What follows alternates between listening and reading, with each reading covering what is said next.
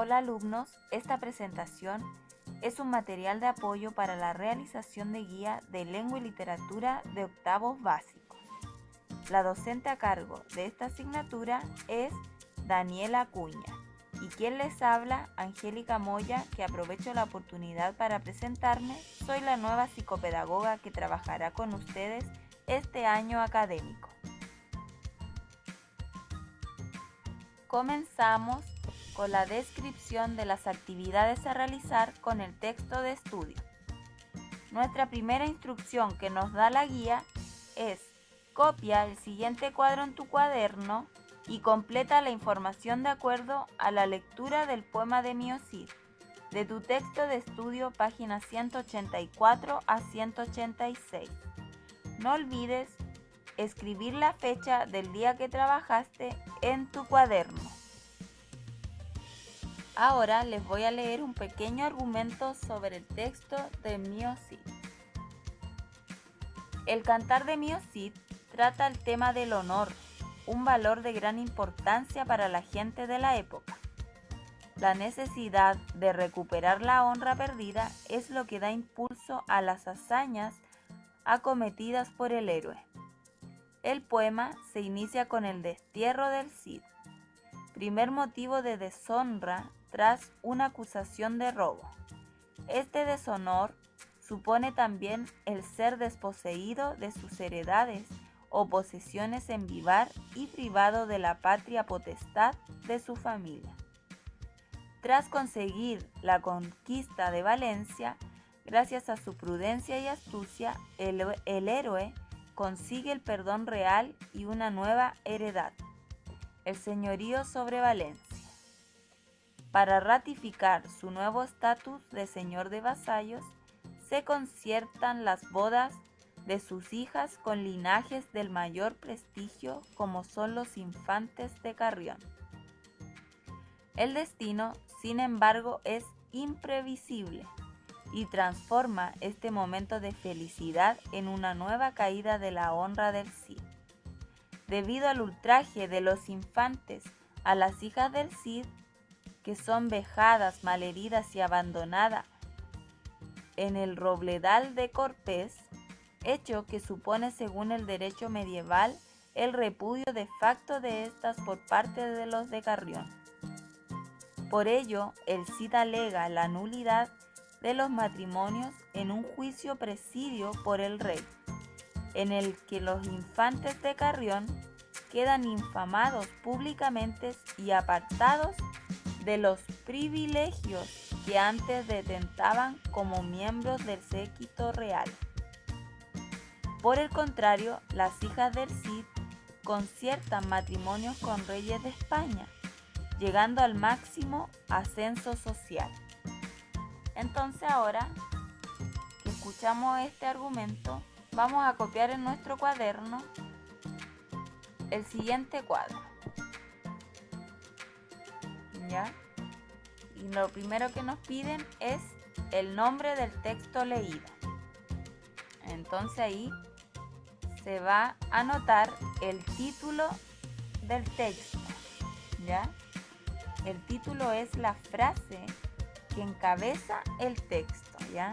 Para que lo busquen y lo escriban en el cuaderno. Después seguimos con los personajes y sus características. Recuerden que los personajes pueden ser principales, que son los protagonistas de la historia. Todo lo que ocurre es en torno a ellos. También pueden ser secundarios, que están vinculados con el protagonista. Lo acompañan, pero también tienen sus historias aparte. Y también pueden ser los incidentales, que son personajes que no tienen una presencia permanente en los hechos. Las características pueden ser físicas, que vienen a ser rasgos físicos, cabello, piel, ojos, vestuario, etc.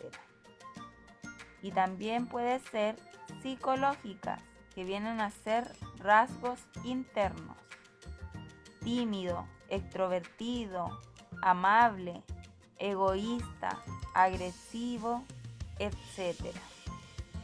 ¿Ya? Después el siguiente cuadro nos dice protagonista.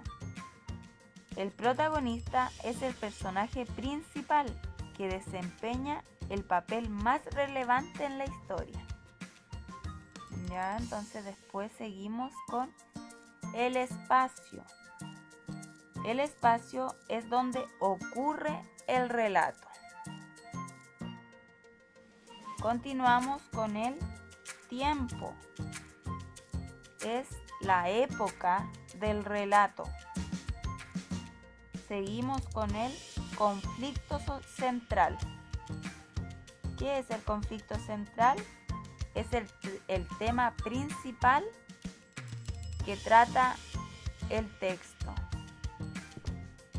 Y por último, nos pide un resumen de la narración. Bueno, este resumen lo vamos a ver a continuación en la siguiente diapositiva.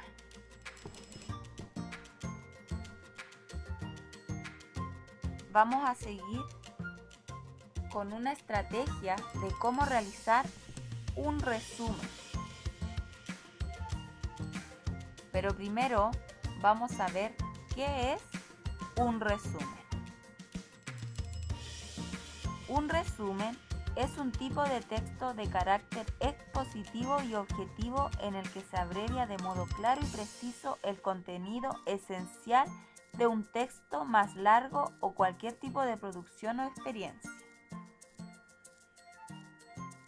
Nos dice que para hacer un resumen existen 4 pasos. El primer paso es hacer una lectura. Debe hacer en primer lugar una lectura del texto en silencio y concentrado. Es posible que no valga con una sola. Lo normal es hacer 2 o 3 o la que hagan falta para comprender perfectamente el significado del texto.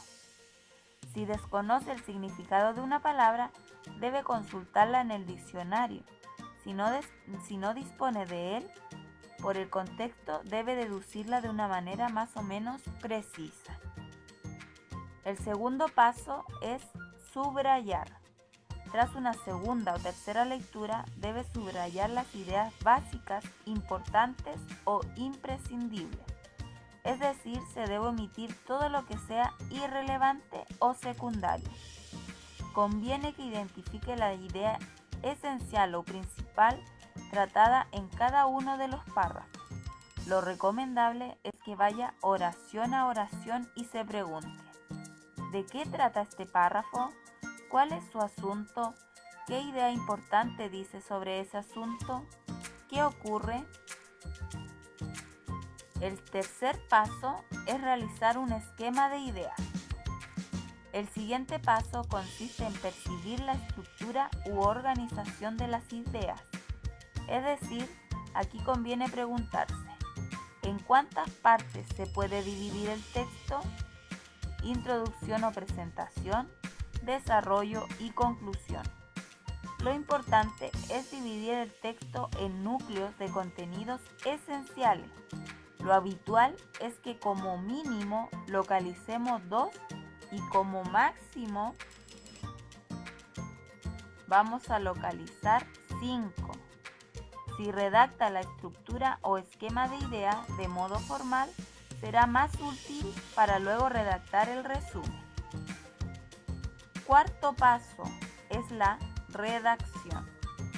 Lo siguiente es resumir, es decir, redactar de modo correcto y preciso todas esas ideas importantes o básicas detectadas.